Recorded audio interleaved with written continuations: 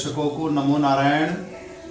दर्शकों, सबसे बड़े देश अमेरिका जो कि महाशक्ति कहलाता है, दर्शकों लंबे जद्दोजहद के बाद आखिर ट्रंप से अपने अधिकारों को छीन लेने वाले अमेरिका जैसे शक्तिशाली देश के नव राष्ट्रपति 46वें राष्ट्रपति जो बाइडेन की जन्म पत्रिका का संपूर्ण विश्लेषण आपके समक्ष प्रस्तुत करने जा रहा हूं। अपने प्रतिद्वंदी ट्रंप से भारी जद्दोजहद के बाद 20 जनवरी 2021 को राष्ट्रपति पद की शपथ लेने जा रहे हैं जो बाइडेन। आपने सही सुना दर्शकों, इनकी जन्म पत्रिका का संपूर्ण विश्लेषण मैं आपके समक्ष प्रस्तुत करूंगा। मेरी वीडियो को धैर्यपूर्वक देखें, पसंद आने पर लाइक एवं सब्सक्राइब अवश्य करें। 20 नवंबर 1942 8:55 प्रातः यूएस में जन्म लेने वाले बाइडेन एक गरीब परिवार से पैदा हुए। विलक्षण प्रतिभा के धनी बाइडेन, जिनकी जन्म पत्रिका सामने स्क्रीन पर फ्लैश हो रही है। सबसे पहले हम इनकी कुंडली के ऐसे क्या पॉजिटिव पॉइंट हैं जिन्होंने एक महाशक्तिशाली देश के राष्ट्रपति पद पर इनको आसीन कर दिया। 20 जनवरी को यह 2021 में शपथ लेने जा रहे हैं। 20 नवंबर 1942। दर्शकों, सबसे बड़ा लॉजिक है कि 20 तारीख में नवंबर माह में 1942 को इनका जन्म हुआ। 20 जिसका कि 2 + 0 जिसका मूलांक 2 है, जो कि चंद्रमा को शो करता है। नवंबर 1 और 1 2, यह भी चंद्रमा को शो करता है। 1942 इसका योग हम करेंगे तो वह 16 आएगा, यानी कि 7। मूलांक 7 केतु को रिप्रेजेंट करता है। जन्म पत्रिका पर यदि हम विश्लेषण पर चलें तो वृश्चिक लगन के जो बाइडेन, जिनका कि नवांश कन्या लगन का है, सबसे बड़ा पॉजिटिव पॉइंट है दर्शकों कि नवांश कुंडली को हम पूर्व जन्म और पत्नी की कुंडली मानते हैं, जो कि एकादश स्थान लाभ, प्रॉस्पेरिटी एवं राज्य पद को भी दर्शाता है। हमारी जो हार्दिक इच्छाएं होती हैं और जिनमें हमें सफलता मिलती है, वह भी एकादश स्थान से ही देखी जाती हैं। सबसे बड़ा पॉजिटिव पॉइंट है जो बाइडेन की कुंडली में कि उनका एकादश स्थान से नवांश शुरू हो रहा है, जो उनको विशेष लाभ की प्राप्ति करा रहा है। 78 वर्ष की आयु में जो बाइडेन ने अमेरिका के राष्ट्रपति की शपथ ग्रहण करने जा रहे हैं, जिनकी जन्म पत्रिका में लग्न में ही सूर्य एवं शुक्र, दर्शकों सूर्य और शुक्र शाइन स्टार हैं, चमकते हुए ग्रह हैं। सूर्य को भी शाइन स्टार माना गया है और शुक्र को भी शाइन स्टार माना गया है। दोनों लग्न में ही विद्यमान हैं। दशम भाव में राहु बैठा है। राहु जिसके दश में, दुनिया उसके वश में। मेष राशि में चंद्रमा वर्गोत्तम है, जो कि कंपटीशन से भाग्य स्थान में बैठा, एवं चंद्रमा के डिपोजिटर मंगल की, जिस पर पूर्ण दृष्टि जा रही है। नवमांश में भी चंद्रमा वर्गोत्तम है और चंद्रमा का डिपोजिटर यहाँ केंद्र स्थान में विराजित है, जिसकी की चौथी दृष्टि दशम भाव पे जा रही है। सबसे बड़ा जो प्लस पॉइंट इनकी कुंडली में है वह है गुरु में सूर्य की महादशा में 28 जनवरी 2021 तक इनको गुरु में सूर्य की अंतर्दशा लगेगी। गुरु और सूर्य भाग्य के नैसर्गिक कारग्रह हैं। गुरु को अष्टक वर्ग में, दर्शकों गुरु को अष्टक वर्ग में 8 में से 7 अंक प्राप्त हैं।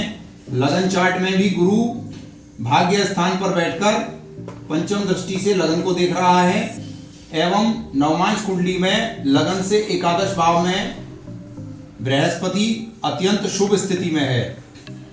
दर्शकों, बृहस्पति जो कि भाग्य का नैसर्गिक कारक ग्रह है, उसका 8 में से 7 अंक लेना। वर्तमान में 2009 से इन पर गुरु की महादशा चल रही है, एवं सूर्य का अंतर वर्तमान समय में इनका चल रहा है। सूर्य इनकी कुंडली में प्लेस वैल्यू में दर्शकों, यदि हम प्लेस वैल्यू को अकॉर्डिंग देखें, कालपुरुष की कुंडली में पहला भाव सूर्य का उच्च स्थान है, भाग्य का नैसर्गिक कारक ग्रह सूर्य लगन में प्लेस वैल्यू के अकॉर्डिंग अपने उच्च स्थान पर विराजित है, जिस पर नवम भाव में भाग्य के नैसर्गिक कारक ग्रह उच्च राशि में बैठकर पंचम दृष्टि से दृष्टिपात कर रहे हैं, जो कि महाभाग्य योग का निर्माण हो रहा है। वही बृहस्पति दर्शकों अनुपम वर्गोत्तमी है, इनकी कुंडली में बृहस्पति 2 डिग्री में है, जो कि षोडश वर्ग सारणियों में 16 प्रकार की कुंडलियां होती हैं, नवमांश, दशमांश, चतुर्थांश आदि कुंडलियां होती हैं। जो 16 प्रकार की कुंडलियां होती हैं उनमें बृहस्पति अनुपम वर्गोत्तमी होकर 8 में से 7 अंक लेकर बैठा है। यह आप ज्योतिष के जानकार सभी जानते हैं कि बृहस्पति कुंडली में भाग्य का नैसर्गिक कारक शुभ ग्रह है, जो कि 8 में से 7 अंक लेकर विराजित है और भाग्य स्थान में ही विराजित है। दर्शकों, एक यहाँ बहुत महत्वपूर्ण जानकारी मैं आपको दे दूं कि चंद्रमा इनकी कुंडली में 6ठे और 8वें भाव में विराजित है। कोई भी व्यक्ति यह देखेगा कि इतने बड़े पद पर आसीन होकर भी चंद्रमा यहाँ अत्यंत खराब स्थिति में है, परंतु आप यह जानकारी अवश्य ग्रहण करें कि यहाँ चंद्रमा 6ठे भाव में अवश्य बैठा है, परंतु वह वर्गोत्तमी भी है और नवमांश चार्ट में वह मेष राशि में ही बैठकर प्रबल वर्गोत्तमी हो रहा है। वह भी 2 डिग्री का है, अतः षोडश वर्ग सारणियों में वह भी बहुत ही उत्तम स्थितियों में होगा। एवं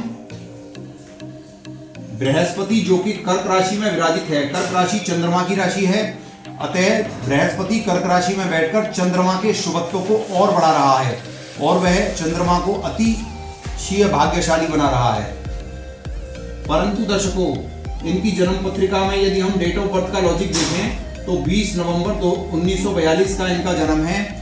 20 और नवंबर यानी कि महीना और तारीख दोनों चंद्रमा को शो करते हैं, परंतु इनका जो जिस वर्ष में इनका जन्म हुआ है वह केतु को शो करता है।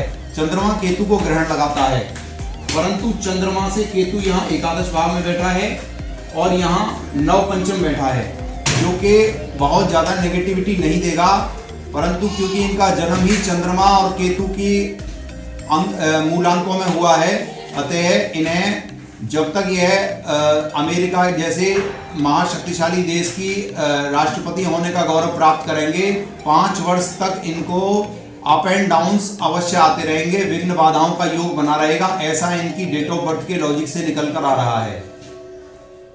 परंतु बृहस्पति का प्रबल वर्गोत्तमी होकर अपने लगन चार्ट में नवम भाव एवं नवमांश चार्ट में एकादश भाव में बैठकर अतुलनीय वर्गोत्तमी होना यह भी बताता है कि यह राष्ट्रपति के पूर्ण समय, जो भी 5 वर्ष का समय अंतराल होता है, उसमें यह अमेरिका की बागडोर को बहुत ढंग से संभालेंगे। अब यहाँ एक विषय और दृष्टिगोचर होता है कि भारत जैसे समृद्धशाली देश से इनके संबंध कैसे रहेंगे, इस पर हम विचार करते हैं।